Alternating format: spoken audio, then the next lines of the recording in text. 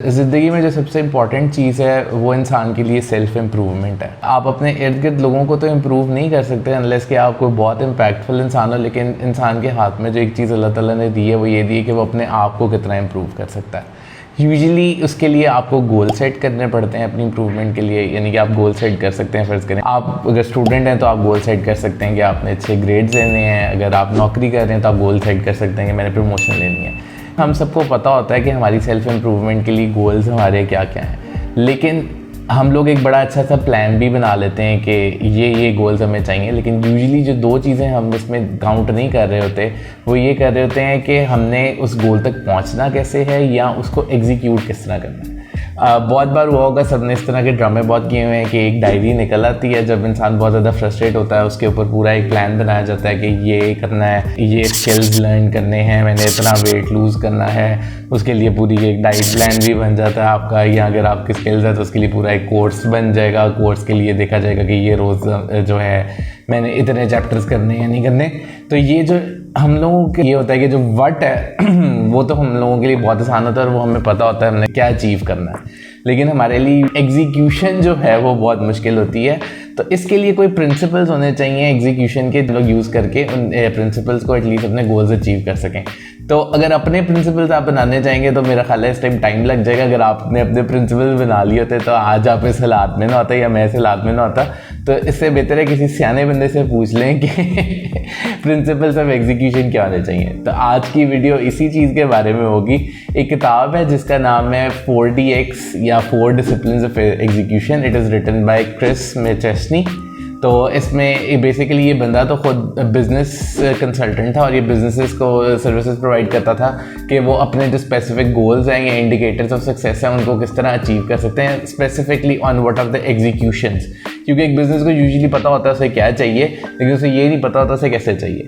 तो मैंने सोचा कि अगर बिज़नेस जो है रन किया जा सकता है और उसके ऊपर ये प्रिंसिपल्स लगा के वो एक बिज़नेस को सक्सेसफुल बनाया जा सकता है, तो यही प्रिंसिपल लाइफ में क्यों नहीं यूज़ किए जा सकते। तो इसको एज ए टेस्टर भी आप यूज़ कर सकते हैं, मैं भी यूज़ कर सकता हूँ क्योंकि मेरे भी कुछ गोल्स हैं, आपके भी कुछ गोल्स हैं। तो आइए देखते हैं ये प्रिंसिपल्स क्या क्या हैं। सबसे पहला प्रिंसिपल ऑफ एग्जीक्यूशन है वो है कि focus on the widely important. हो सकता है आपके पास करने के लिए 10 लाख चीज़ें हों, यानी कि आपने अपने लिए गोल रखे हुए हैं कि मैंने इतने पैसे कमा लेने हैं, इतने पैसे कमाने के बाद मैंने ये वाली गाड़ी ले लेनी है और मैंने ये वाला घर बना लेना है और मैंने वज़न लूज़ कर लेना है। तो इंसान के बहुत सारे गोल्स होते हैं और वो कोई भी सेल्फ इम्प्रूवमेंट जो है वो कोई एंडिंग प्रोसेस नहीं है। विद लाइफ आपको अपने आप को हर फील्ड में, हर चीज़ में, हर उम्र के तकाजे के मुताबिक अपने आप को इम्प्रूव करना पड़ता है। लेकिन आपने इसके अंदर से इतनी सारी चीज़ें इकट्ठे अचीव करने की कोशिश करेंगे तो उसका आपको कोई फ़ायदा नहीं होगा, क्योंकि वो इकट्ठी कभी भी नहीं अचीव हो सकती। तो आपने क्या करना है, वाइडली इंपॉर्टेंट चीज़ें जो इस वक्त सबसे ज़रूरी हैं। और वाइडली इंपॉर्टेंट चीज़ों का पता चलने के लिए कि मेरे लिए वाइडली इंपॉर्टेंट है कि नहीं, आप इसको गेज कर सकते हैं कि इस वक्त मेरी ज़िंदगी पे सबसे बड़ा इम्पैक्ट किस चीज़ का हो सकता है। फ़र्ज़ करें कि आप इस वक्त क्या कहते हैं, जैसे वज़न मेरा बहुत ज़्यादा हुआ है, अब तो खैर कम हो गया, लेकिन वज़न मेरा जब बहुत ज़्यादा था तो उस टाइम पे मैं इस चीज़ के ऊपर फोकस नहीं कर सकता कि मैं इस टाइम पे पैसे बनाना शुरू कर दूं, या मैं क्या कहते हैं कोई नया बिज़नेस खोल के बैठ जाऊं, या मैं कोई नई गाड़ी। उस वक्त मेरे लिए सबसे इंपॉर्टेंट काम ये है कि मैं अपना वज़न कम करूं एटलीस्ट, ताकि मैं मर ना जाऊँ ब्लड प्रेशर और हार्ट अटैक से। बाद में जाके मैं वो बिज़नेस भी बना लूँगा, अगर सेहतमंद हूँगा तो मैं सब कुछ कर सकूँगा। यानी कि जो कहते हैं ना, health is the most important thing in life. तो आप इस तरह अपने गोल्स को डिसाइड करें कि आपके लिए वाइडली इंपॉर्टेंट गोल्स क्या हैं। उसमें से 3 गोल्स आप उठा लें या 2 गोल उठा लें, या जो एक वाइडली इंपॉर्टेंट, वैसे मैं चाहूँगा कि आप एक वाइडली इंपॉर्टेंट गोल उठाएं और उसके ऊपर फोकस करें। जब वो कंप्लीट हो जाए फिर नेक्स्ट पे जाएं, क्योंकि उस एक गोल के ऊपर फोकस करने से आपकी इतनी मोटिवेशन बन गई होगी कि अगली दफ़ा आप 2 उठा सकेंगे, एक्सपोनेंशियली बढ़ा सकते हैं। उससे अगली दफ़ा 3 उठा लें, उससे अगली दफ़ा 4 उठा लें, लेकिन ऑब्वियसली गोल कोई ऐसा उठाएं जो कि आपके लिए वाइडली इंपॉर्टेंट है। सेकंड जो है वो प्रिंसिपल कहते हैं लेवरेज का प्रिंसिपल भी से आप कह सकते हैं, या ऐसे कह सकते हैं कि लीड मेजर्स के ऊपर आप फोकस करें, ना कि लैग मेजर्स पे। अब आपके गोल को अचीव करने के दो मेजर्स हैं आपके पास। एक तो मेजर जो आपने सबसे पहले डिफाइन किया था कि मैंने 30 किलो लूज़ करना है, लेकिन 30 किलो एक दूर का गोल है, यानी कि उस गोल के अंदर भी, तो उस गोल को भी आप ब्रेक करें। तो लीड मेजर उसका ये होगा कि क्या कहते हैं, आपने ये अपने लिए गोल सेट कर लिया कि मैंने हर हफ्ते 1 किलो वज़न लूज़ करना है, तो ये लीड मेजर है।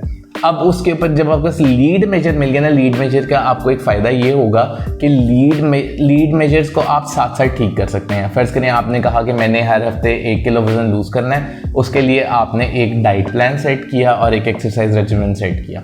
अब आपने कहा कि मैं हफ्ते में 3 दिन जिम जाऊँगा और बाकी दिन 1500 कैलोरी की डाइट करूँगा, ठीक है। अब वीक ख़त्म हुआ, वीक ख़त्म होने पे आपको पता चला अच्छा यार मेरा 1 किलो वज़न तो लूज़ नहीं हुआ, मेरा क्या कहते हैं 300-400 ग्राम यानी कि तकरीबन आधा किलो वज़न लूज़ हो गया।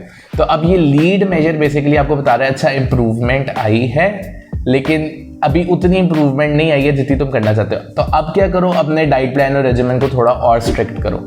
या अगर फ़र्ज़ करें मैं 1.5 किलो लूज़ कर लेता तो मेरे लिए वो हेल्दी नहीं था, मैंने अपने लिए हेल्दी लिए ये रखा था कि आधा किलो या 1 किलो लूज़ करूँगा। तो अपने मैं रेजिमेंट को मैं ये कह सकता हूँ कि मेरा एक्सरसाइज अच्छा मैं एक दिन काम भी कर सकता हूँ, मेरे लिए रिलैक्सेशन बन गई, मैं अपनी डाइट को थोड़ी लेस स्ट्रिक्ट कर सकता हूँ, हफ्ते में एक चीट मील डाल सकता हूँ। तो ये लीड मेजर्स आपको ये इम्प्रूवमेंट प्रोवाइड करते हैं कि आप चीज़ों को साथ साथ अपने इम्प्रूव कर सकें और बेहतर कर सकें। दूर का गोल जो है उससे बहुत दूर जाके मिलना है आपको, तो अभी जो करीब के छोटे गोल हैं वो अचीव करने के लिए आप लीड मेजर्स को फॉलो करें। तीसरा जो प्रिंसिपल है वो ये है कि अपना स्कोर कार्ड रखें। स्कोर कार्ड क्या चीज़ होती है? स्कोर कार्ड ये चीज़ होती है कि सिर्फ ये मेजर कर लेना कि मैंने 1 किलो लूज़ किया है, ये स्कोर कार्ड नहीं है। Though you're keeping the score in some form, अपने पास कोई टेंजिबल एक बड़े बोर्ड के ऊपर एक चार्ट बनाए जिसके अंदर आ रहा हो कि वीक्स वर्सेस टाइम, यानी कि वीक्स वर्सेस योर वेट, यानी कि वाई एक्सिस पे आपका वेट हो, एक्स एक्सिस पे आपका क्या कहते हैं वीक्स गुजरे हो, वीक 1, वीक 2, वीक 3, वीक 4, और फिर आप उसको मेजर करें कि हर वीक क्या कहते हैं उस ग्राफ के ऊपर एक डॉट आ रहा हो और एक लाइन नीचे जा रही हो। तो इससे क्या होगा, आपको ओवरऑल एक स्कोर कार्ड नज़र आना शुरू हो जाएगा जो कि आपकी मोटिवेशन को बढ़ाएगा।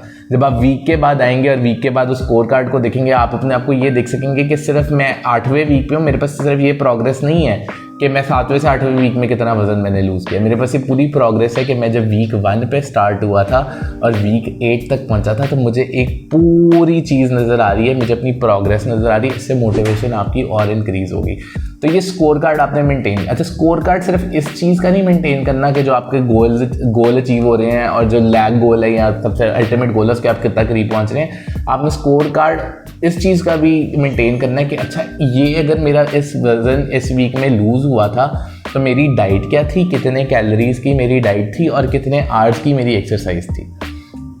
उसके बाद बेहतरीन चीज़ तो ये होगी कि फ़र्ज़ करेंगे अगर आपने 30 किलो वज़न लूज़ करना है तो 10 किलो आपके लिए एक फ़र्ज़ करें माइलस्टोन है, या 10 किलो वज़न कर लें, या क्या कहते हैं अपनी वेस्ट देख लें।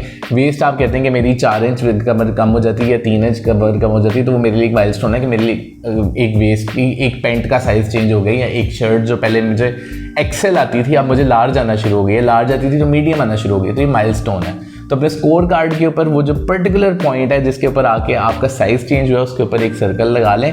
वो आपको इस चीज़ का मेजर दे रहा होगा कि आपको कितनी देर लगी एक माइलस्टोन को अचीव करने के लिए, और कितनी देर लगी क्या कहते हैं कितनी देर लगी उस माइलस्टोन को अचीव करने के लिए, कितनी कैलोरीज आपने कट की थी और कितना वेट आपका कम हुआ था तो ये माइलस्टोन अचीव हुआ था।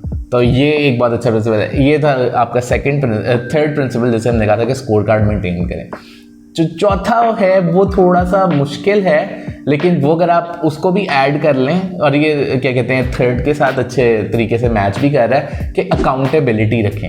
अकाउंटेबिलिटी क्या कहती है? अकाउंटेबिलिटी कहती है कि आपने किसी भी टाइम पे अपना स्कोर कार्ड मेंटेन करना छोड़ना नहीं है। इसमें ये है कि फ़र्ज़ करें मैंने डाइट स्टार्ट की जी, मंडे को अच्छी डाइट हो गई, अंडर 1500 कैलोरीज था, ट्यूसडे को अच्छी डाइट हो गई, अंडर 1500 कैलोरीज था, वेंसडे को आगे मैंने डाइट ख़राब कर ली, ठीक है। अब मुझे पता है मैं ये पिज़्ज़ा खा चुका हूँ, मेरा कैलोरी काउंट जो है एटलीस्ट 3000 पे पहुँच गया है। तो अब इसका ये मतलब नहीं है कि मैं डर के वो छोड़ दूँ उसको मेंटेन करना स्कोर कार्ड को। मैंने वो स्कोर कार्ड तब भी मेंटेन करना है, ठीक है। स्कोर कार्ड कभी भी मेंटेन होना छूटेगा नहीं, चाहे वो सक्सेसफुल दिन हो चाहे फेलियर हो दिन का, वो कभी भी आपने स्कोर कार्ड मेंटेन करना छोड़ना नहीं है। और स्कोर कार्ड जब आप एक दफ़ा मेंटेन कर रहे हैं तो महीने के एंड पे वो आप अपना स्कोर कार्ड जो है उसको रिव्यू करेंगे कंप्लीटली। उसमें देखेंगे कि क्या मेरा महीना ये फेलियर के अंदर गुजरा है या ये मेरा महीना सक्सेसफुल गुजरा है। फेलियर के अंदर गुजरा होगा तो एटलीस्ट आप अपने आप के ऊपर लानत भेजेंगे और फ्रस्ट्रेट होकर कोई अच्छा काम करना स्टार्ट कर देंगे, और अगर सक्सेसफुली गुजरा होगा तो एटलीस्ट आप मोटिवेट हो जाएंगे और काम जो है उसे बेहतर कर लेंगे और उसके अंदर और इम्प्रूवमेंट्स ढूंढ लेंगे। तो ये थे टोटल 4DX प्रिंसिपल्स आपके। बाकी बात यही है कि अगर बंदा आप सियाना होए तो कम से कम ज़िंदगी जो है वो अच्छी गुजार रहा होता है। तो अगर आप अच्छी ज़िंदगी नहीं गुजार रहे तो इसका मतलब है इस टाइम पे आप सियाने नहीं हैं। आप कोई अपना मेथड डिवाइस करने की बजाय किसी सियाने बंदे की बात सुन लें। तो ये किताब पढ़ लें या ये मेरी वीडियो भी समझी के लिए काफ़ी है, इसके ऊपर क्या कहते हैं अमल कर लें तो ज़िंदगी बड़ी अच्छी गुजर जाएगी और गोल्स एग्जीक्यूशन तक भी पहुंच जाएंगे। व्हाट से और हाउ को आप जब दोनों को साथ मिलाएंगे तो एटलीस्ट एग्जीक्यूशन हो जाएगी। बाकी जो हम हमेशा कहते हैं हर वीडियो के एंड पे वो फिर दोबारा यही कहेंगे कि ज़िंदगी तो गुजर ही रही है और वक्त ने गुजर ही जाना है। तो एटलीस्ट ज़िंदगी और वक्त अपना इस ऐसे गुजारें कि एटलीस्ट आप इम्पैक्टफुल बंदे हो अपने लिए और अपने इर्द गिर्द के लोगों के लिए एटलीस्ट जो है फ़ायदेमंद हो। तो ये वीडियो इधर ही ख़त्म करते हैं। नेक्स्ट टाइम किसी नई वीडियो के साथ आएंगे। तो बहुत बहुत शुक्रिया आपके वक्त।